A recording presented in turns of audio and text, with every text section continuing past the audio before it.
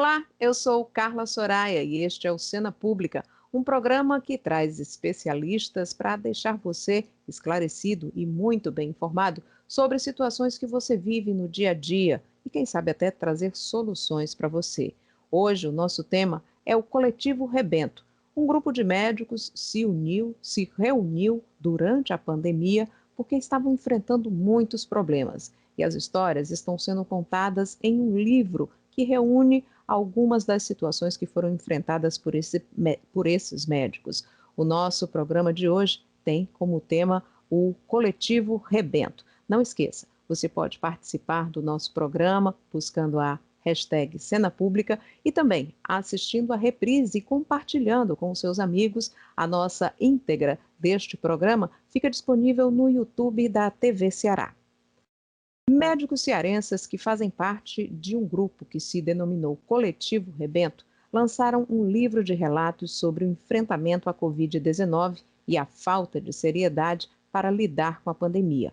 O livro Rebento, Vivências de uma Pandemia, foi escrito por 35 médicos e médicas e 10 profissionais de outras áreas. Foram convidados pelo Coletivo Rebento e pelos médicos em defesa da vida, da ciência e do SUS. O lançamento do livro marca um ano de atividade do coletivo que busca contribuir com informação cientificamente comprovada.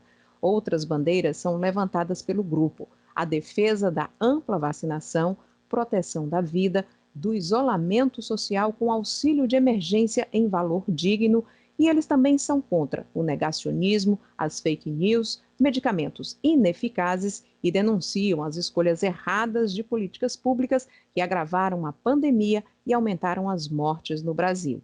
No programa de hoje, nós temos como convidados doutora Elodie Hipólito, hepatologista. Bem-vinda, doutora Elodie. Obrigada, nós é que agradecemos a honra e o espaço, cara, de estar aqui. Também temos como convidada a doutora Liduína Rocha, que é obstetra.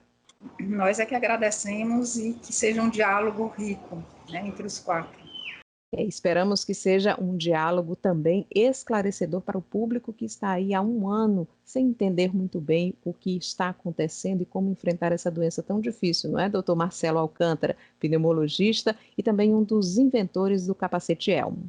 Prazer estar aqui hoje com todos vocês, os espectadores, internautas, cumprimentar a Carla, minha colega Elodie, minha colega Liduína. Estamos juntos aqui para debater.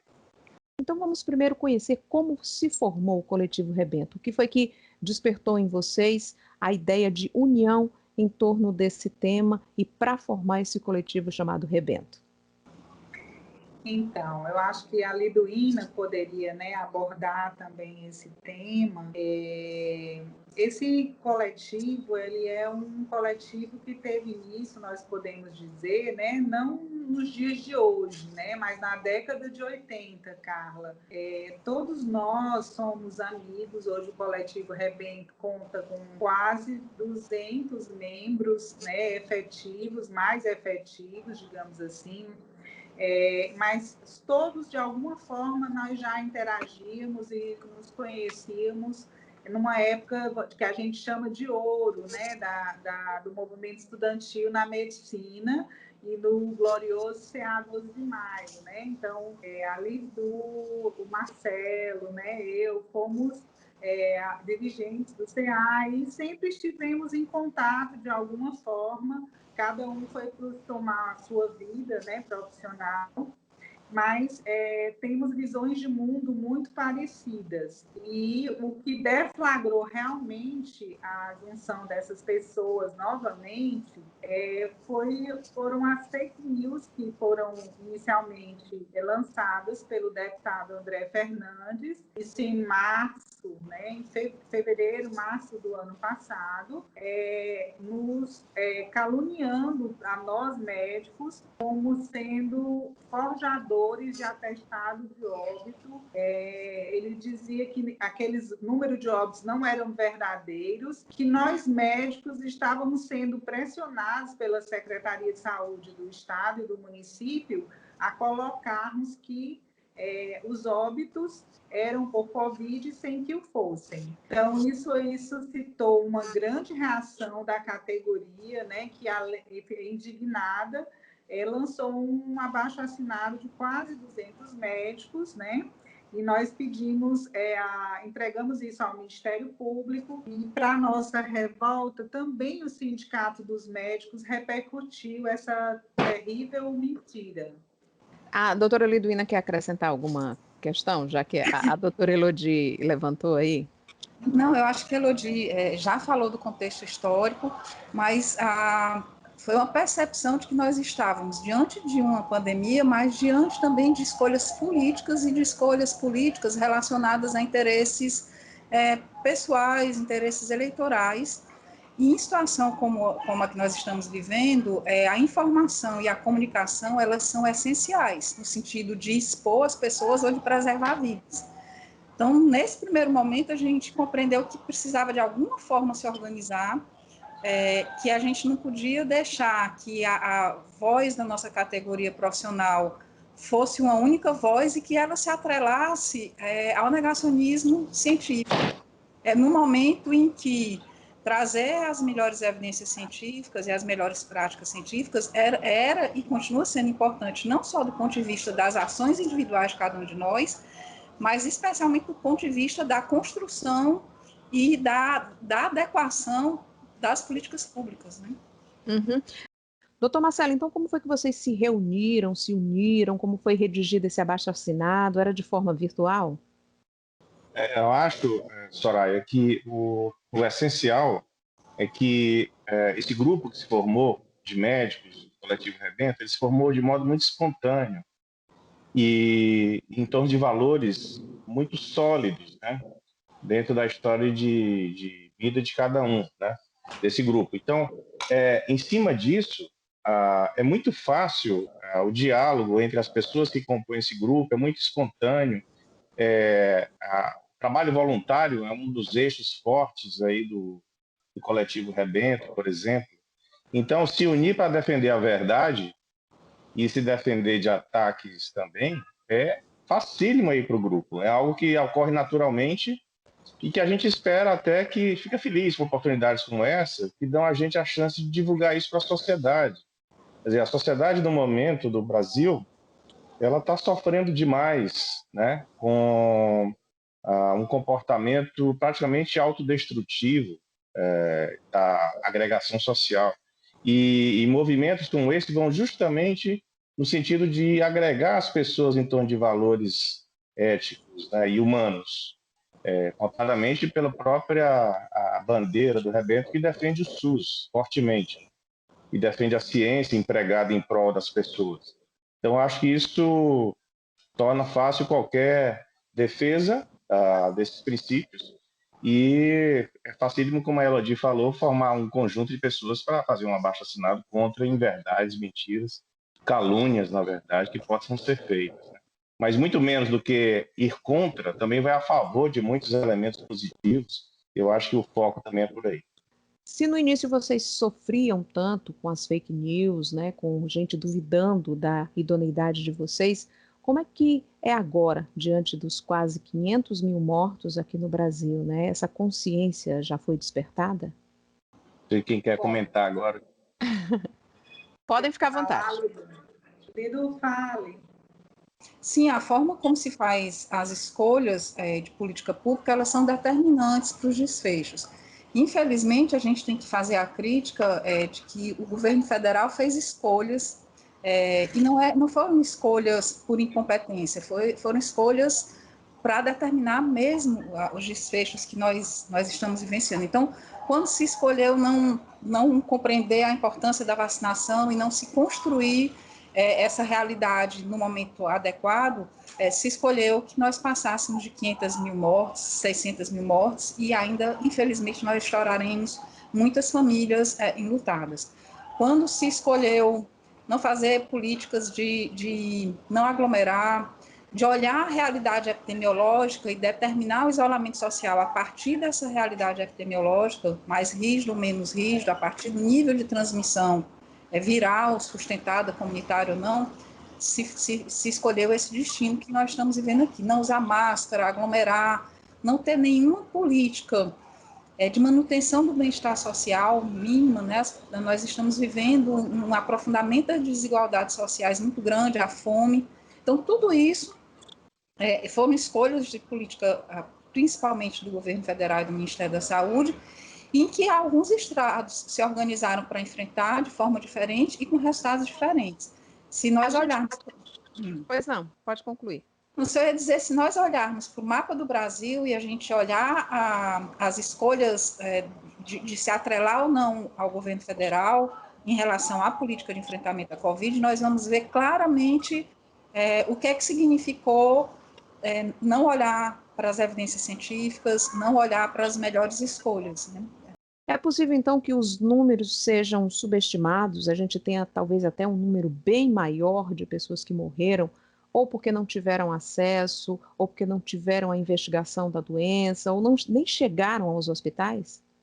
Então, eu não tenho dúvida que esses números estão subestimados, né? Então, somente para falar de um fato concreto na minha realidade, a primeira onda, nós tivemos uma grande dificuldade, né, de acesso também pela falta de compra, né, de material e insumo federal, de acesso à confirmação por RT-PCR, né? Então, só Os quem testes que conseguia fazer... venceram, né? Os mais de 2 milhões de testes que venceram pela segunda vez poderiam ter confirmado mais mortes ou não. Possivelmente, mas, por exemplo, nós aqui no serviço onde eu trabalho, né, nós tivemos 12 óbitos de transplantados de fígado, presumivelmente por Covid, mas nós só conseguimos confirmar 8. Então, só 8 constava no atestado de óbito que foi Covid, sendo que nós temos certeza que os outros 4 também foram. Tinha tomografia compatível, o parente dentro de casa doente, né? Então, assim, o diagnóstico presuntivo é, assim, de 100%, mas nós não podemos colocar isso num atestado de óbito. Esse paciente, ele morre e é colocado SRAG, né? Que é a síndrome respiratória, me faltou agora a aguda tradução, grave. mas aguda grave, exatamente. Então, assim como aconteceu no universo de um serviço altamente especializado, com grande facilidade de acesso à saúde, imagine aquele paciente que é atendido lá no posto de saúde da periferia, né? Então, eu não tenho dúvida que esses números foram subestimados. E eu queria também complementar, né, que o Ceará, nós tivemos esse número absurdo de óbitos, né? Mas nós fomos citados, inclusive, em uma grande revista científica mundial, né, altamente respeitada, como tendo sido um dos estados que mais conseguiu implementar ações que mitigaram essa quantidade de mortes. Então, assim, essa questão da ação estadual e municipal, eu não tenho dúvida que foi também, claro, não foi capaz de impedir os óbitos, mas certamente minorou os possíveis óbitos que nós teríamos, né? Doutor Marcelo, eu inclusive cheguei a entrevistar o professor Vasco, que junto com o senhor integrou a equipe, né, que descobriu de maneira ali, começou de maneira meio que empírica, né, começaram ali fazendo testes com materiais mais simples, mas construíram o elmo e que se tornou aí um grande aliado nesse combate à Covid-19, né? Então, como foi o primeiro despertar para esse suporte, o elmo? Olha, Soraya, o caso do capacete Elmo, ele realmente é um típico exemplo de projeto inovador em que o Estado foi a fagulha ou a centelha que deflagrou um processo que foi possível chegar da ideia a um produto. E um produto que já serviu no estado do Ceará, vou dar um número aqui aproximado, mais de 3.500 pacientes. Ou seja, numa época que não havia nada, não existia capacete no Brasil, em muitos países não existem ainda, nós colocamos essa ideia surgiu de uma reunião puxada pela nossa agência de fomento à pesquisa, a FUNCAP, que convidou a Escola de Saúde Pública, representando a Secretaria de Saúde, a Universidade de Fortaleza, a UFC, Universidade Federal do Ceará, e o sistema Senai-FIEP. Então, ele colocou na mesa, a FUNCAP colocou na mesa esses atores, e aí surgiu a ideia de um dispositivo simples, como você falou, mas capaz de dar um retorno, um resultado para o paciente, a ponto de evitar a intubação e evitar uso de respirador e internação em UTI, que é justamente o auge da crise em abril, maio, junho de 2020, foi essa a grande questão. Quer dizer, nós poderíamos até ter pacientes morrendo asfixiados nas emergências, etc. Então, isso não ocorreu, isso foi possível graças a um esforço dessa segunda onda, particularmente. Isso ficou longe de ocorrer, mesmo a gente tendo uma pressão sobre o sistema extremamente até maior do que na primeira onda. Ou seja, é muito curioso que numa primeira onda nós tivemos taxas de letalidade que chegaram a entre 7% e 10%, e agora uma taxa de letalidade que fica entre 2% e 3%. A gente reduziu praticamente em 4 vezes a letalidade da doença, né? Isso é substancial e provavelmente isso significa que o sistema de saúde está mais organizado, aprendeu com o processo e, graças a Deus, o Brasil é uma federação. Ou seja, nós temos os estados como executores de política de saúde. É certo que faltou uma coordenação central, todo mundo sabe disso, é público e notório.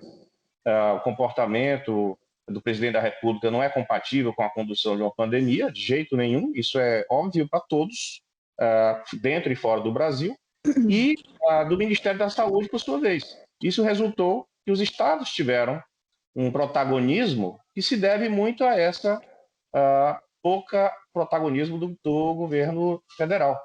E isso resultou, sim, no estado do Ceará particularmente, em um modelo de enfrentamento que colocou a ciência à frente. E o Elmo é um dos elementos que comprovam isso, né? Nós estamos deixando um legado, que é um dispositivo que vai ser usado para sempre, de agora em diante, no Ceará, no Brasil, e Bem talvez mais acessível, né? bem mais acessível e compõe junto com outras ferramentas de tratamento da insuficiência respiratória. Não só para a COVID, é bom que se diga, outras patologias muito comuns, como pneumonia e insuficiência cardíaca. Bom, e agora eu vou mostrar aqui o livro Coletivo Rebento, né, Vivências de uma Pandemia,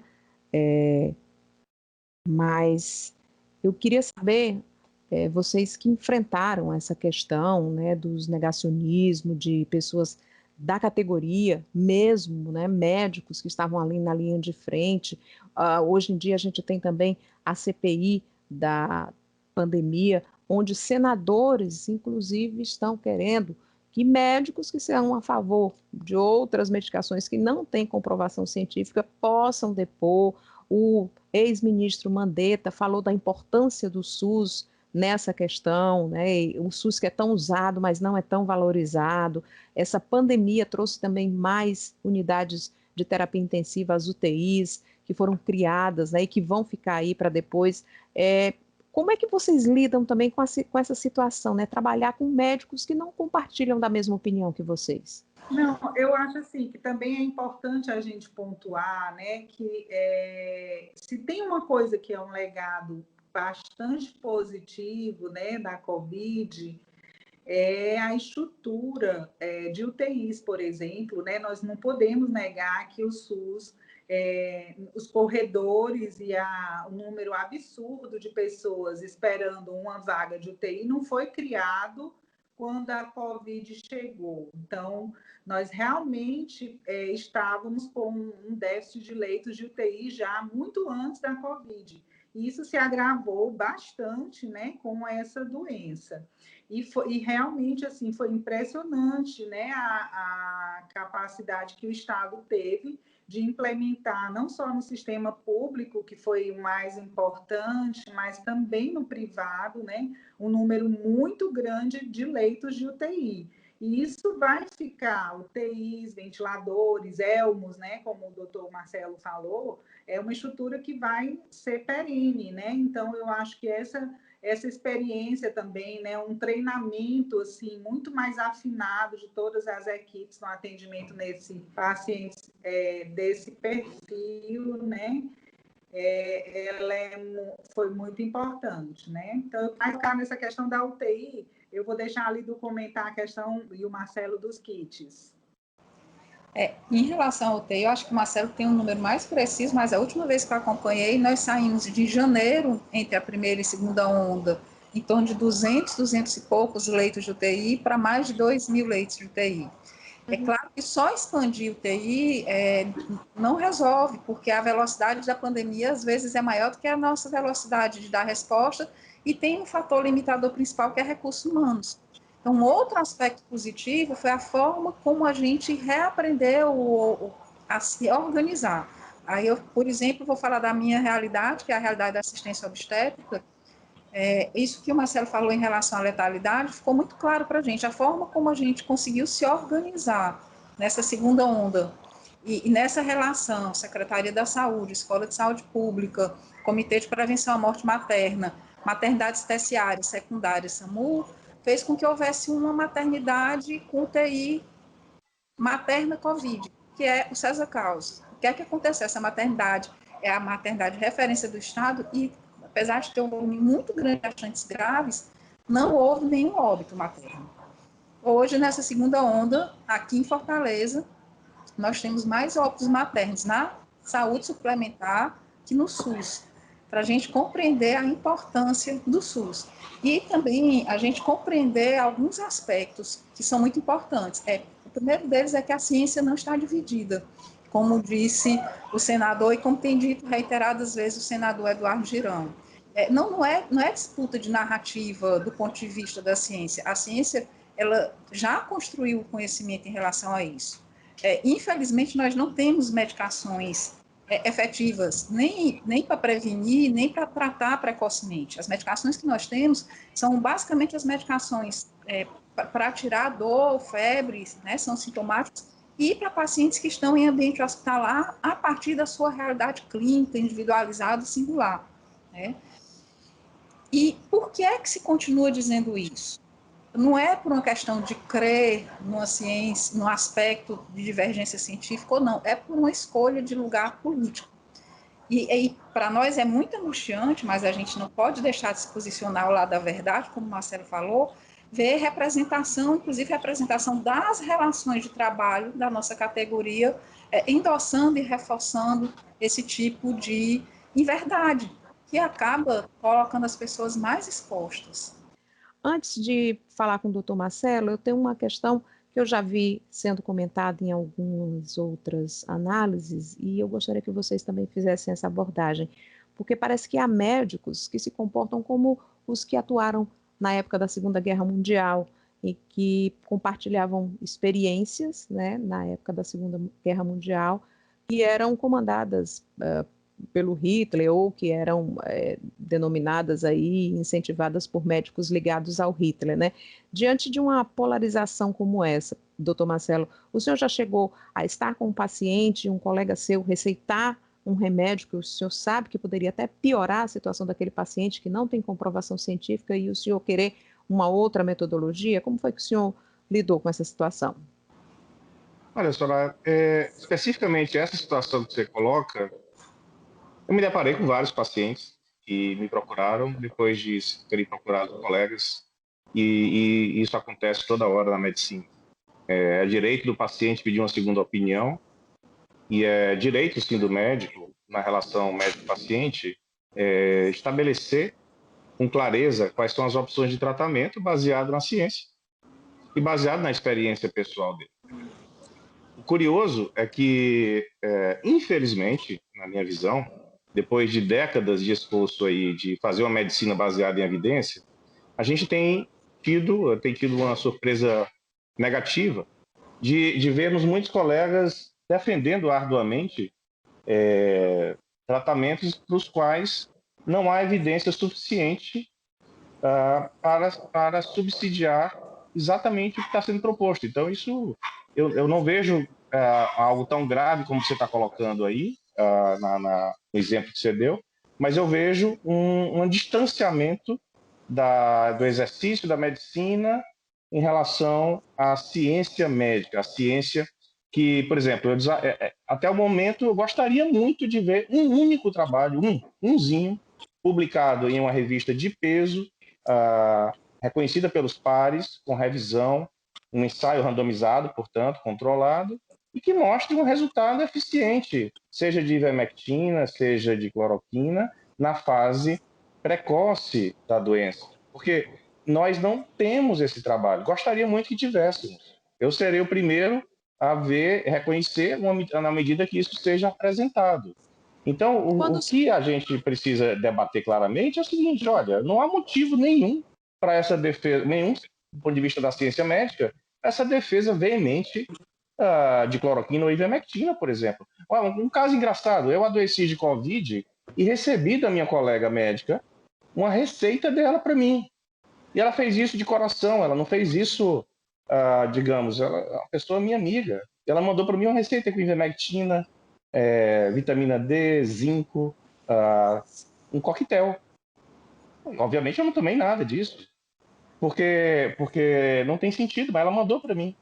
Será que ela tinha alguma intenção negativa? Acho que não.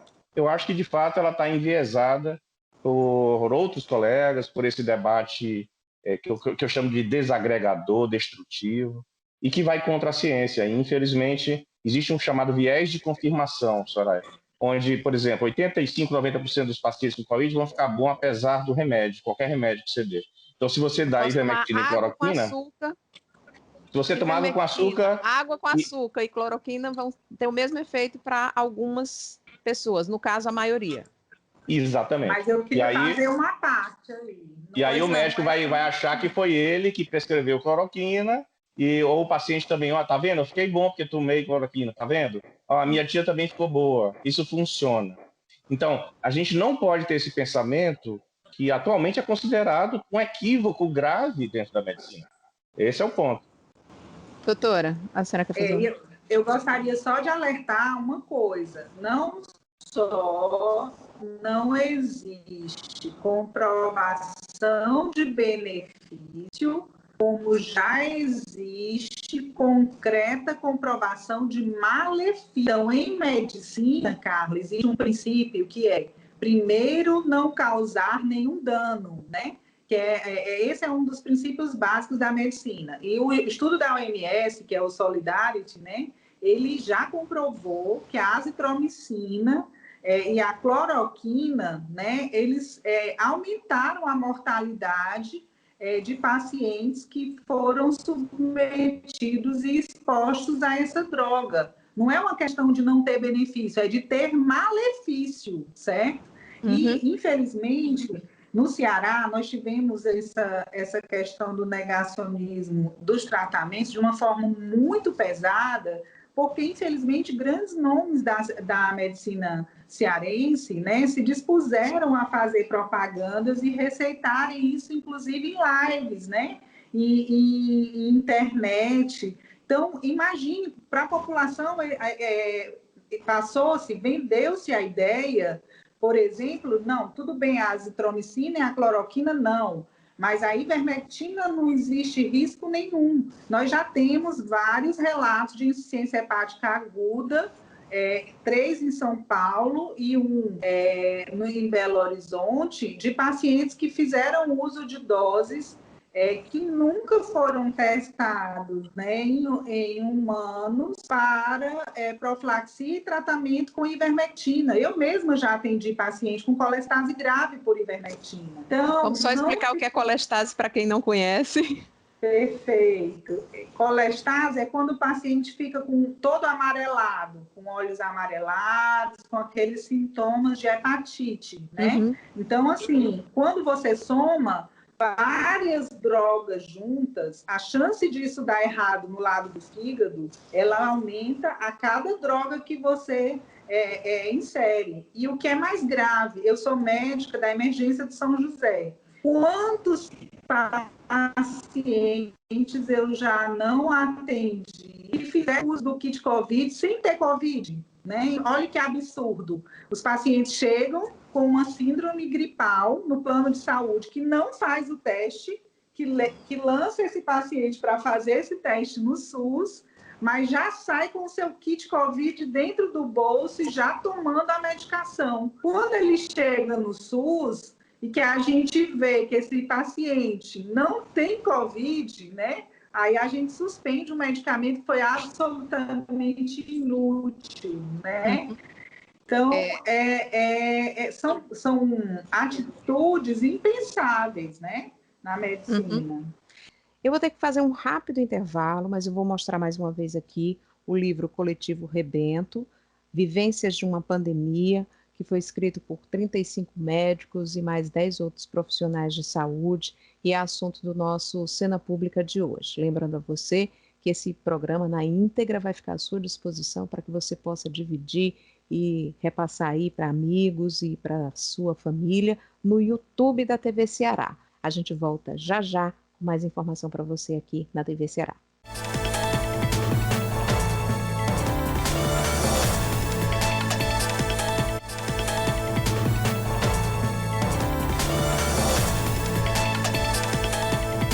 De volta com o Cena Pública, hoje nossos convidados são doutora Elodie Hipólito, hepatologista, doutora Liduína Rocha, obstetra, e doutor Marcelo Alcântara, pneumologista e um dos inventores do capacete Elmo. Eles fazem parte do coletivo Rebento, que escreveu esse livro, contando as vivências da pandemia, um ano em que eles estão na linha de frente aí, tentando combater a Covid-19, ajudar os pacientes, e a gente está sabendo que esse coletivo Rebento aqui no Ceará tem aproximadamente 200 médicos integrando, mas parece que tem outros médicos de outros estados também querendo saber como fazer parte, como expandir o coletivo Rebento, né? Vamos contar como foi o resultado dessa união, né? Essa reunião aqui, foi difícil escolher as histórias para compor esse livro, né?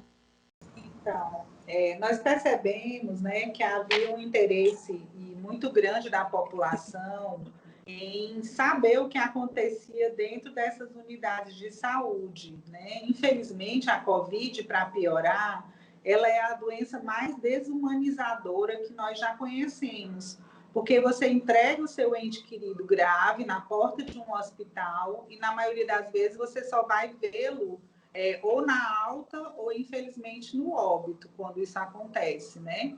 Então, e nós quisemos nos colocar não como médicos apenas, né? Mas também como pessoas que sofreram intensamente nessa pandemia, né? Que estão exaustos de terem que exercer o seu papel, né? Cada um de nós, né? Por exemplo, a Liduína, com a questão dos partos, com muito mais estresse, né? Em pacientes com Covid, doutor Marcelo, né? Aí lidando com pacientes muito graves, né? Então, no São José, por exemplo, por essa falta de intensivistas, eu, que sou uma clínica geral e hepatologista, tive que assistir pacientes entubados, né, graves, com perfil de UTI, né? Então, imagine o nível de estresse que as equipes profissionais não foram submetidas, né?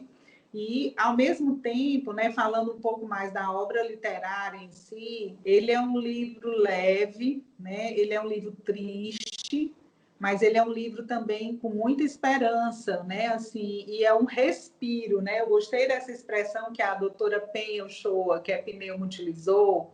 Nós estamos num momento de muita dor e de muito luto, mas nós também precisamos de respiros, né? De energia. E nada melhor do que a arte, né, nesse momento, para dar esse respiro para os rebentos, né? Então, você pode ver que ele é um livro histórico, ele é um livro de crônicas literárias, mas ele também é um livro de arte, né? Permeado também por muita sensibilidade. Doutor Marcelo, o senhor com certeza já lidou com a morte de pacientes, com a dor desses pacientes, dos familiares também que perdem pacientes, mas parece que esse momento da pandemia tornou tudo mais sensível, mais sentido, não é? Como é que o senhor está lidando com essa vivência?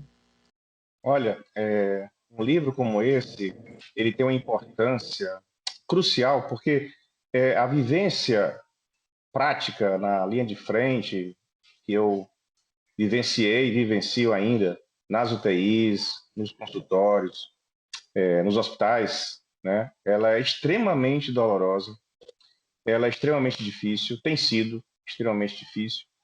E as vivências outras fora daí também, as vivências reflexivas, quer dizer, a vivência do pensar sobre a condição da pandemia, sobre a condição do país no momento da pandemia, essa vivência ela precisa ser expressa.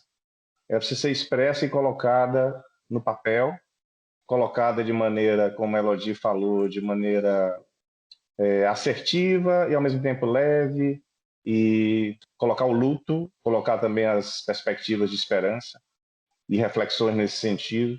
Então, acho que as vivências são variadas, são multidimensionais. Você tem a vivência prática e tem a vivência afetiva, né? A vivência emocional. Isso o livro traz. Ele traz tanto aspectos relacionados a enfrentamento prático, cuidado dos pacientes, mas também a questão da reflexão sobre, né? Quer dizer, sobre o luto, sobre os afetos que sofrem nesse processo, sobre a reflexão sobre que sociedade nós queremos, né? Que, repito, assim, falei isso no bloco passado, a sociedade brasileira está sofrendo um momento de desagregação que vai para além do território político, partidário. Ele entra no território dos afetos entre as pessoas, entre classes sociais, dentro de uma mesma categoria profissional, como nós acabamos de falar aqui, categoria médica, um tanto Separando desagregada. famílias também, né? Famílias foram separadas aí por conta Famílias. disso. Antes da pandemia, vamos nos lembrar, né? A gente tinha problema de reunir as famílias no Natal, reunir as famílias em datas comemorativas, coisa que não existia antes. Então existe uma sindemia, existe a pandemia e havia, antes disso, já uma endemia e uma epidemia do ponto de vista psicológico do Brasil, afetiva, né, que está em curso ainda e que tem consequências políticas, tem consequências em quem a gente elege, por aí vai. Então, acho que o livro traz tudo isso. É um livro riquíssimo, belíssimo, ilustrado. Eu adorei o livro ser ilustrado com muita imagem, imagens coloridas, imagens que falam muito além do texto.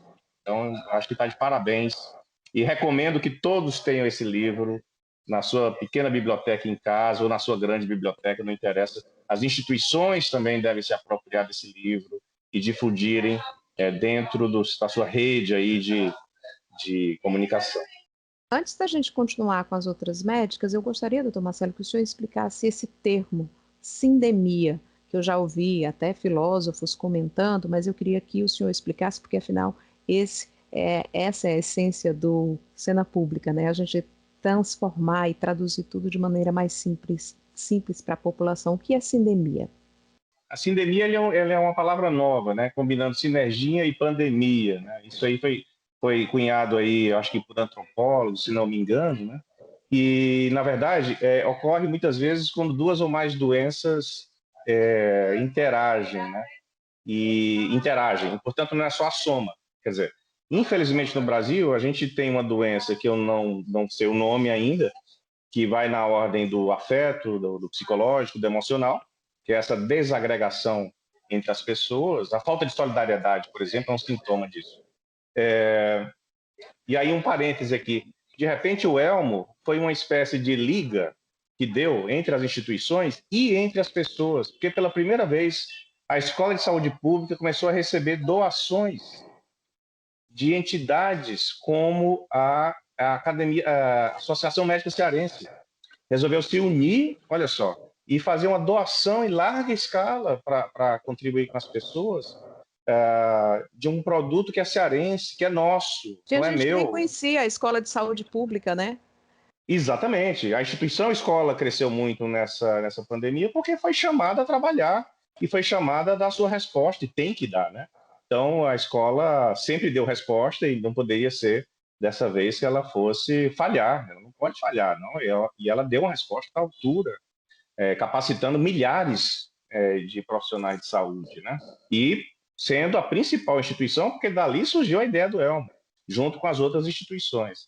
Então, acho que existe como sair desse pesadelo. Nós vivemos um pesadelo, eu entendo assim. Mas a saída tem.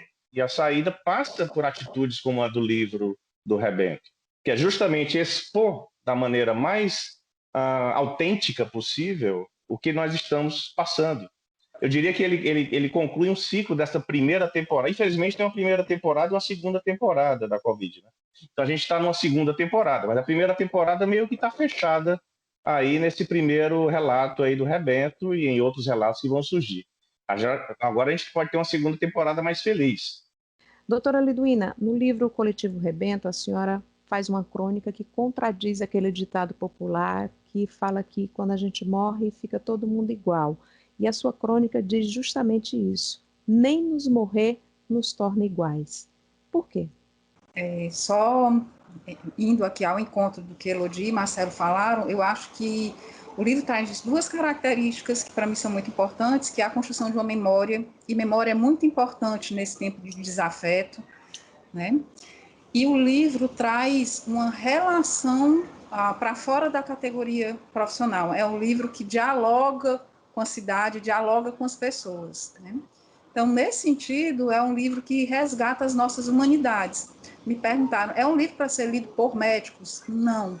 Óbvio que nós somos médicos, óbvio que é desse lugar que nós narramos as nossas histórias, mas são livros que nos humanizam e que humanizam as nossas relações, que eu acho que, de fato, é a grande saída para o que nós estamos vivendo. Nós estamos padecendo de desumanização. Por que é que eu disse isso? Porque o texto que eu escrevi exatamente no momento em que eu estava com Covid também, e existia aquela ideia de que a Covid é democrática e que estava nos colocando na mesma situação e que todos nós estávamos adoecendo e morrendo do mesmo jeito. Só que a realidade nos diz muito profundo, nos dizia ainda mais naquele momento, mas continua nos dizendo muito profundamente que não. Eu estava com Covid, mas eu participava e continuo participando de um grupo de pesquisa de Covid e gravidez. Então, ao mesmo tempo que eu estava tendo que olhar para a minha vida e ter um diálogo íntimo com a possibilidade de morte, mas sabendo que eu estava cercada de todo cuidado e possibilidade de acesso e de assistência, então eu poderia até morrer, mas eu ia ter uma trajetória de cuidados para isso. Eu tive que lidar com a leitura de dados muito dolorosos, que eram de várias mulheres grávidas que morreram sem conseguir chegar nem a um hospital. E quando chegaram ao hospital, não chegaram ao hospital certo e morreram asfixiadas sem poder ter acesso a uma UTI. Né? E se nós formos olhar para as mortes, a gente vai ver que são mortes também com determinação geopolítica. Então, assim, a morte definitivamente, a doença não é democrática. Na verdade, verdade, Liduína, desculpa a interrupção, mas me deu vontade de falar, como você falou, a desigualdade social aumentou durante a pandemia. Né? A desigualdade aumentou, Marcelo, inclusive nos dois sentidos. Tá? Quando a doença vira uma mercadoria, e aí a gente pode até fazer um diálogo com isso, com as propostas terapêuticas, inclusive, e o comércio, né, da saúde, os mais ricos, especialmente os que trabalham, os empresários da saúde, eles não diminuíram as suas riquezas, não, muito pelo contrário. Aumentou a procura por planos de saúde. Ao mesmo tempo, se não me engano, acho que 97 mil novas pessoas fizeram um plano de saúde pensando em ter essa assistência, por exemplo, nos planos de saúde, nos hospitais particulares, e que muitas vezes não acontecia, né? E, ao mesmo tempo, a gente vê a morte, a gente vê a fome que está aqui concretamente nas nossas portas, em cada esquina da cidade. E aí a gente tem, inclusive, que fazer o diálogo que essa morte não é porque há isolamento social, não é porque há uma falsa dicotomia entre economia e saúde. É porque, de novo, não se fez em escala nacional a escolha de manter o mínimo de bem-estar social, de dar o apoio financeiro necessário para que haja dignidade humana e que, nesse sentido, a economia não sofresse tanto quanto está sofrendo. Então, é isso. Nós não estamos no mesmo barco, nós não estamos em condições de igualdade e é preciso a gente reconhecer isso, inclusive, para a gente humanizar as nossas relações. O que vocês pensam de deixar de legado, tanto do trabalho de vocês, do coletivo Rebento, desse livro, né? Porque vocês, além de trabalhar na linha de frente, vocês participaram de manifestações, vocês cavaram covas, vocês mostraram que as mortes estavam aumentando, vocês saíram dos consultórios, das clínicas, dos hospitais, para mostrar a realidade para a população inteira, né? Que estava dividida, que ainda está, às vezes, meio dividida. Então, o que vai ficar de legado? Carla, eu vou fazer duas citações assim, que compõem a minha história de vida que meu pai diariamente dizia. Uma delas é que a prática é o critério da verdade, então nós termos vivido essa experiência prática de estarmos na rua e compreender a importância de estarmos na rua coletivamente, dialogando com a categoria, mas dialogando com a cidade também, eu acho que é um legado que fica para a gente e que deve se aprofundar cada vez mais. E há outro ditado que ele repetia sempre é que a palavra convence e o exemplo arrasta. Então, assim, nós temos vivido, termos tido coragem de colocar os nossos corpos como exemplo, nos dá uma percepção de alteridade, de estar um com os outros, de fato tentar construir uma relação coletiva e horizontal, que é o caminho para o diálogo. Eu continuo acreditando muito na categoria profissional, eu acho que ela vai estar passando por transformações e nós temos espaços de educação médica que estão se transformando e essa transformação vai se refletir na nossa realidade. Então, eu acho que o legado é isso, é a forma como a gente se olha hoje, nós, médicos e médicas, a forma como a gente se percebe tentando se organizar de uma maneira horizontal e de uma maneira orgânica, né, para estar diante da transformação da realidade, que é o que eticamente a vida tem nos pedido agora. Eu também gostaria de acrescentar, né, Lidu, assim, essa fala linda da Lidu, pontuar que o Coletivo Rebento, Carla, ele é composto por grandes pesquisadores, né, inclusive de projeção nacional, certo? Nós temos mais, acho que 12 infectologistas no Rebento, epidemiologistas, uma quantidade gigantesca de pneumologistas, né? E de professores, formadores de opinião. Então, eu acho que o legado, ele também passa, né?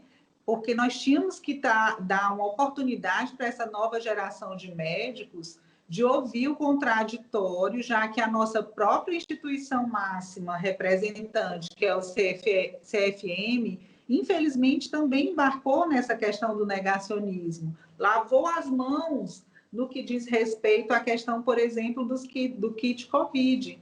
Então, a gente espera que, pelo menos, a gente consiga fazer com que esses novos médicos reflitam, né, e possam, muitos deles, se espelhar em uma postura ética, em defesa da vida, uma defesa incondicional do SUS, que, como a Lidu costuma dizer, e eu concordo inteiramente, ele é uma divisão entre a barbárie e a civilização, né?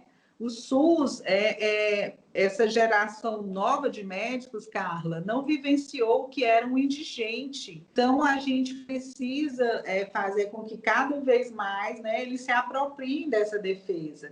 Então, acho que o SUS vai sair muito fortalecido dessa pandemia. Uhum. Doutor Marcelo, quer acrescentar alguma coisa? Gostaria, assim, eu acho que Elodie e Liduína falaram muito bem, eu assino embaixo. Eu acrescentaria que muita gente pergunta assim, como é que vai ser o pós-Covid, né? Ninguém sabe quando isso vai passar totalmente, mas eu diria que o pós-Covid vai refletir o trans-Covid, né? A maneira que você enfrenta o problema no presente define claramente que futuro vai vir. Então, é hoje, não é amanhã, é hoje que a gente tem que começar a transformar, a tratar a pandemia e tratar a sociedade doente do Brasil, vamos dizer assim, simultaneamente e fortemente, né? Nesse sentido, os remédios para a gente melhorar como sociedade são momentos como esse, diálogo, são como o próprio livro, quer dizer, instrumentos que trazem verdade, que trazem afetos, que permitem a gente sair do ódio, né? Sair da desagregação. Eu acho que isso é fundamental. Do contrário, a gente vai sofrer muito mais tempo do que a gente imagina. Então, acho que esse seria um caminho, portanto, de enfrentando bem esse presente, a gente desenha um futuro, sem dúvida, melhor. A doutora Elodie, ela adiantou um pouquinho, uma pergunta que eu ia deixar mais para o final, mas é sobre a questão do Conselho Federal de Medicina, né, que ficou aí, tomou uma posição dizendo que cada um dos médicos podia prescrever o que bem entendesse, mas recentemente a gente teve o CONITEC, para quem não sabe, é a Comissão Nacional de Incorporação de Tecnologias no SUS, que simplesmente condenou o uso de alguns medicamentos que é melhor até a gente nem mais citar para que eles caiam no esquecimento, né? Então, como é que a senhora acha que, ou o que é que vocês pensam da posição do Conselho Federal de Medicina? Vai mudar, vai continuar do mesmo jeito, vai ficar em cima do muro? Permita começar Pois não. dessa vez aqui. Hoje, no depoimento do ex-ministro Pazuello, ele próprio citou por várias vezes ter baseado decisões técnicas do Ministério a partir de parecer do Conselho Federal de Medicina.